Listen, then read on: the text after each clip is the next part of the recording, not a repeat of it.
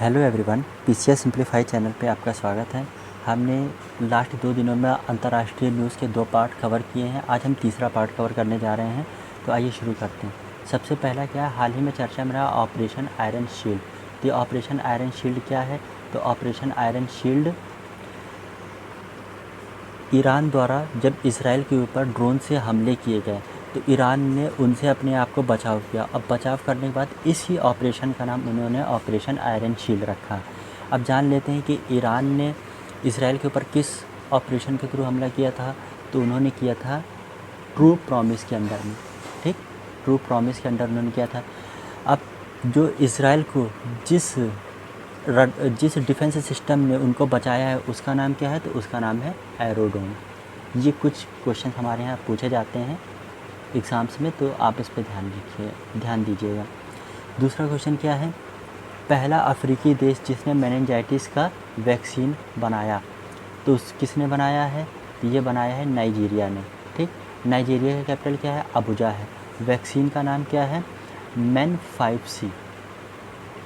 ठीक है दोस्तों, अब हम आगे बढ़ते हैं। न्यूज़ नंबर 3, व्हेल को लीगल पर्सन माना किसने? मतलब कानूनी अधिकार देने वाला पहला देश कौन बन गया है? तो ये बन गया है न्यूजीलैंड। ठीक, अब हम दूसरे क्वेश्चन पे आते हैं। आर्टेमिस समझौता, हाल ही में चर्चा में रहा आर्टेमिस समझौता क्या है? हाल ही में चर्चा में रहा जो आर्टेमिस समझौता है, ये स्पेस सेक्टर में मिलकर शांतिपूर्ण तरीके से इनोवेशन करना इसका मुख्य उद्देश्य है। और ये चर्चा में इसलिए था क्योंकि इसका जो 39वां देश बना है वो स्लोवेनिया बना है। इसका मेंबर भारत भी है, जो कि 2023 में इसका सदस्य बना था, और भारत इसका सदस्य बनने वाला 27वां देश है। और ये जो आर्टेमिस समझौता ये 2020 में आया था। अब हम आ जाते हैं रवांडा बिल पे। हाल ही में चर्चा में रवांडा बिल क्या है? तो रवांडा बिल क्या है? ये क्या होता है कि जो शरणार्थी होते हैं उनको विस्थापित करने के लिए यूके ने चलाया है। मतलब ये एक बिल है जिसको यूनाइटेड किंगडम ने शुरू किया, पास किया। इसका उद्देश्य क्या है? जो यूनाइटेड किंगडम यानी इंग्लैंड में जो भी शरणार्थी मौजूद हैं उनको ब्रिटिश गवर्नमेंट रवांडा भेजेगी और उसके बदले में उनको पैसा देगी कि अपने यहाँ आप शरणार्थियों को बसा लीजिए। अब नेक्स्ट न्यूज़ क्या है, G7 समिट 2024। तो G7 जो समिट हुआ है 2024 का, वो कहाँ हुआ है? वो इटली में हुआ है। ठीक, इटली में ये होने वाला कौन सा सेशन था? तो 50वां सेशन था। 50वां सेशन था। और ये 51वां सेशन कहाँ होगा? तो कनाडा में होगा।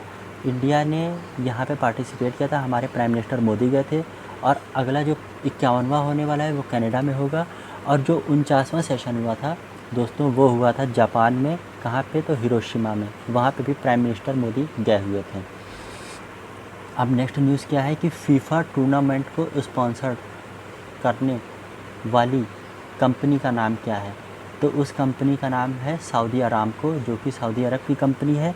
ठीक है, अब आइए जान लेते हैं फीफा का हेडक्वार्टर कहाँ है? तो स्विट्ज़रलैंड के ज्यूरिख में है। ठीक है, स्विट्ज़रलैंड के ज्यूरिख में है। और फीफा का जो हेडक्वार्टर है वो कब स्थापित हुआ था? तो 1904 में हुआ था। 1904 में फीफा वर्ल्ड कप 2026 कहाँ आयोजित किया जाएगा? तो यह आयोजित किया जाएगा USA में, कनाडा में और मैक्सिको में। प्लीज़ इसको ज़रूर ध्यान रखिएगा क्योंकि आगामी खेल कहाँ कहाँ होने वाले हैं ये ज़रूर पूछा जाता है। समर ओलंपिक 2024 कहाँ होगा? तो ये फ्रांस के पेरिस में आयोजित किया जाएगा। आइए नेक्स्ट न्यूज़ पे बढ़ते हैं। समलैंगिक संबंधों को अपराध ठहराने वाला बिल किसने लाया है? तो ये लाया है इराक ने। मतलब समलैंगिक का मतलब आप समझते हैं ना, जैसे लड़के और लड़के के प्रति अट्रैक्शन, लड़की लड़की का प्रति अट्रैक्शन, ये होता है समलैंगिक अट्रैक्शन। और यही अगर ये शादी कर ले तो यही होता है समलैंगिक विवाह। ठीक है, आपको समझ में आ गया होगा। इराक की राजधानी क्या है? बगदाद है। ठीक है फ्रेंड्स, अब आगे बढ़ते हैं। विश्व का सबसे बड़ा एयरपोर्ट कहाँ बन रहा है? तो वो UAE में बन रहा है। UAE में इस एयरपोर्ट का नाम क्या है? तो अल मखदूम अंतर्राष्ट्रीय हवाई अड्डा। अब UAE की राजधानी के बारे में जान लेते हैं। UAE की राजधानी है आपकी दुबई। UAE एक गल्फ़ देश है, खाड़ी देश है, जहाँ पे बहुत सारे भारतीय जाते हैं और वहाँ काम करते हैं, और जो रेमिटेंस होता है वो भारत को भेजते हैं। आइए नेक्स्ट न्यूज़ को हम कवर करते हैं। 2 स्टेट सॉल्यूशन, हाल ही में चर्चा में रहा 2 स्टेट सॉल्यूशन किससे संबंधित है? तो ये इसराइल और फ़लस्तीन से संबंधित है। इस पर हाल ही में भारत ने सहमति जताई है कि दोनों के बीच में 2 स्टेट सॉल्यूशन होना चाहिए। ठीक है, अब हम अपनी नेक्स्ट न्यूज़ पे आते हैं।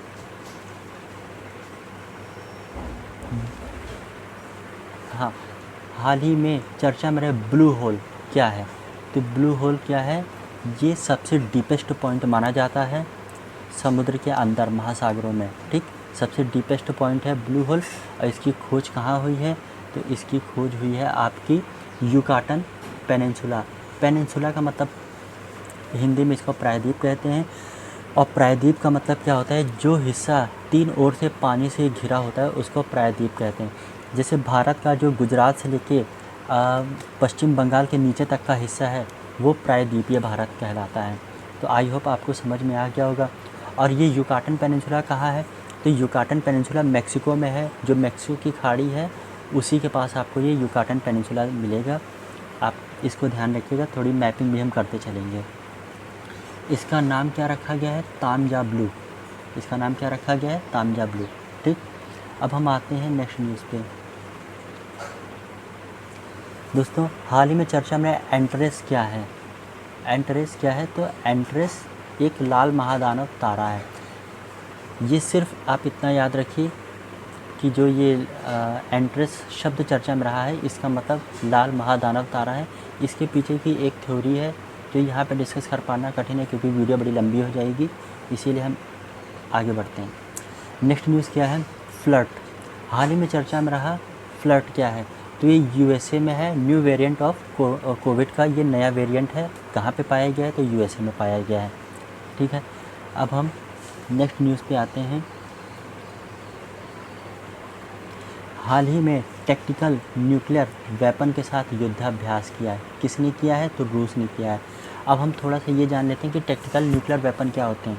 टैक्टिकल न्यूक्लियर वेपन एक तरीके के न्यूक्लियर वेपन होते हैं, लेकिन ये वो न्यूक्लियर वेपन नहीं होते हैं जिनको दुनिया चलाने से बचती है।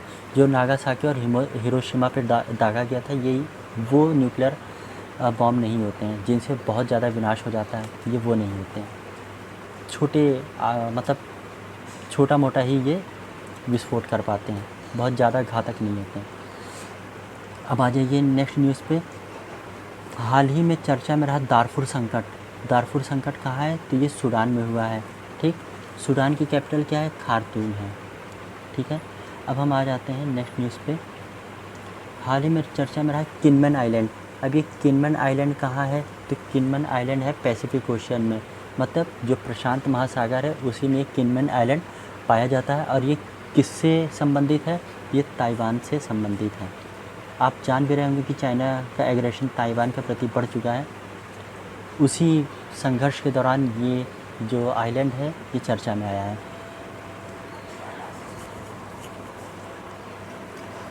मून पर फ्लोट ट्रैक विकसित करेगा कौन? तो नासा। ठीक, अब आप जान लीजिए ये फ्लोट ट्रैक क्या होता है। तो आपने हमेशा सुना होगा कि जो चाँद की सरफेस है, सतह है, वो काफ़ी ऊबड़ खाबड़ है।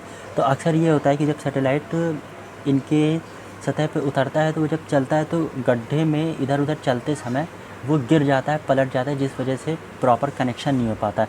तो ये एक प्लेन रोड की तरह नासा यहाँ पे बिछाएगा और उसी पे ये सैटेलाइट चलेंगे। तो यही चीज़ है मून फ्लोट ट्रैक मिशन।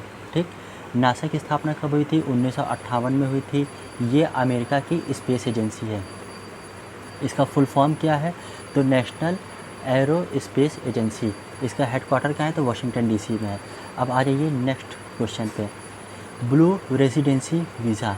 हाल ही में चर्चा में रहा ब्लू रेसिडेंसी वीज़ा किससे संबंधित है? तो ये यूएई से संबंधित है। अब यूएई ने ये वीज़ा क्यों चलाया है? तो जो पर्यावरण के क्षेत्र में कार्य करने वाले लोग हैं उनको 10 साल तक अपने यहाँ रेसिडेंशियल वीज़ा इसने ऑफ़र किया है। रेसिडेंशियल वीज़ा मतलब आप वहाँ जाके 10 साल तक रह सकते हैं और जो भी आपको कार्य करने हैं आप कीजिए, लीगल कार्य, इल्लीगल नहीं। Thank you. आज का करंट अफेयर यहीं समाप्त होता है। आई होप आप सबको पसंद आया होगा। और आप इस पे अपना नोट्स बना सकते हैं।